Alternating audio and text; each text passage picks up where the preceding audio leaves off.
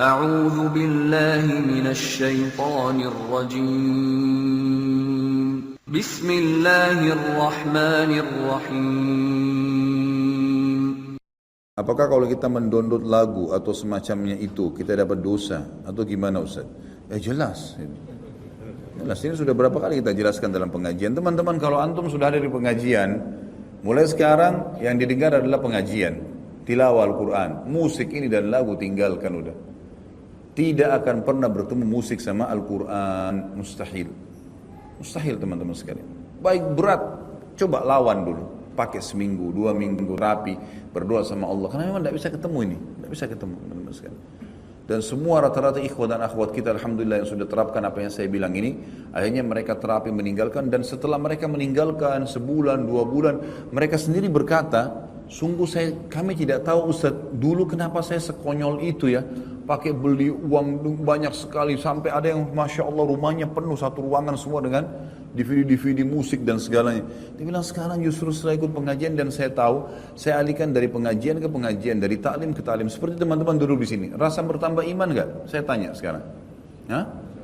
Bertambah iman, baik. Kenapa nggak dilakukan setiap saat nih teman-teman sekalian? Kenapa nggak kembali ke mobil sebentar dengerin lagi, masuk apartemen dengar lagi ilmu, materi lain.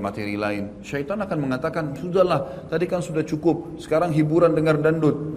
A'udzubillahi minasyaitonirrajim. Enggak, saya mau materi lain. Imam Nawawi belajar teman-teman satu hari 12 kitab di 12 guru, gitu kan? Antum mesti satu hari itu dengar 12 materi berbeda.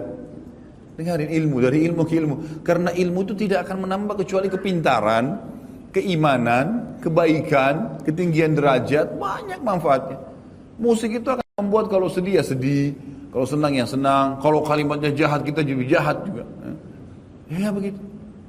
Bukankah banyak musik-musik lagu-lagu orang non-muslim yang akhirnya saya buka pakaianmu, saya begini, saya begitu, bahasa yang tidak santun sekali. Kira-kira tidak berpengaruh pada orang, berpengaruh pada orang itu. Berpengaruh gitu kan. Kata-kata, cacian dan seterusnya ini semua tidak ada manfaatnya teman-teman sekalian. Maka tidak bisa ketemu antara ini sama ini. Download mulai sekarang ceramah. Dari ceramah ke ceramah, ustadz ini ke ustadz ini, materi ini ke materi ini. Lalu susun dengan rapi, buat seperti kurikulum sendiri. Kalau saya pribadi sudah buat di web kita, resmi itu memang web ini kita susun secara rapi.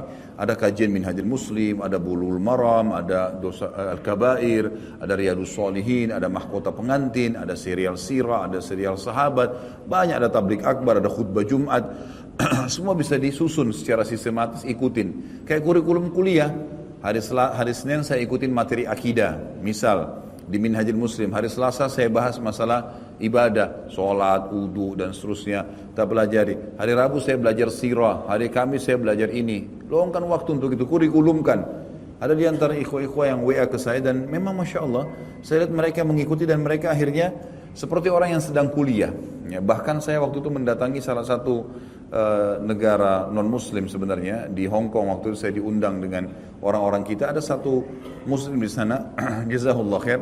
Dia buat semacam sekolah ya untuk orang-orang kita yang kerja di sana dari SD sampai S1. Dan dia jadikan kurikulum ceramah-ceramah saya.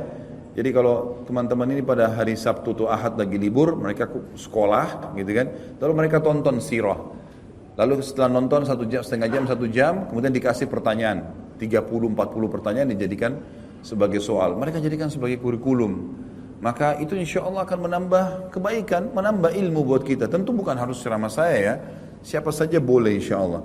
Jadi saran saya, Allah alam, ini musik memang harus ditinggalkan teman-teman. Insya Allah antum akan rasakan manfaatnya pada saat sudah ditinggalkan. Coba terapi seminggu, 2 minggu dan lihat hasilnya. Kita akan rasakan ketentraman jiwa. Pada saat saya bimbing umroh selalu jawaban jemaah saya begitu. Pertanyaan, Ustaz, kok di sini nyaman sekali ya? Keenak rasanya mau tiap hari begini. Apa kira-kira sebabnya? Saya bilang selain Masjid Haram dan Masjid Nabawi memang di sini luar biasa pahalanya, juga kita termotivasi ingin mengejar ibadah di situ. Sisi yang lain saya tanya, Bapak Ibu di sini selama seminggu atau 9 hari pernah dengar musik? Enggak pernah Ustaz.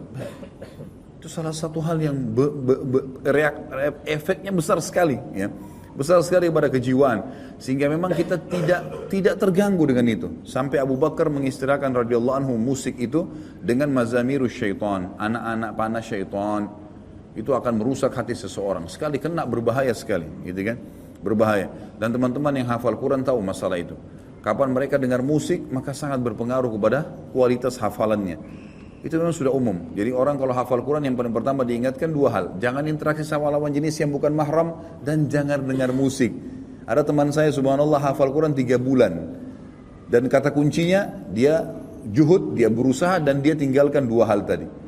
Nggak pernah interaksi sama lawan jenis, dia tinggal di gunung, di pesantren sana dihafal sama dia dan tidak pernah dengar musik selama 3 bulan hafal 30 juz dan masya Allah sampai sekarang bertahan hafalan itu.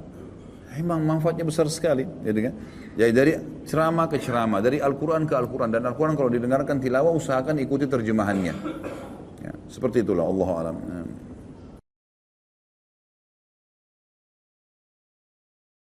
Kuncinya dia juhud, dia berusaha dan dia tinggalkan dua hal tadi. Nggak pernah interaksi sama lawan jenis, dia tinggal di gunung, di pesantren sana dihafal sama dia dan tidak pernah dengar musik selama 3 bulan hafal 30 juz dan masya Allah sampai sekarang bertahan hafalan itu. Memang manfaatnya besar sekali, gitu kan? Jadi dari ceramah ke ceramah, dari Al-Quran ke Al-Quran, dan Al-Quran kalau didengarkan tilawah usahakan ikuti terjemahannya. Ya, seperti itulah Allah alam. Ya.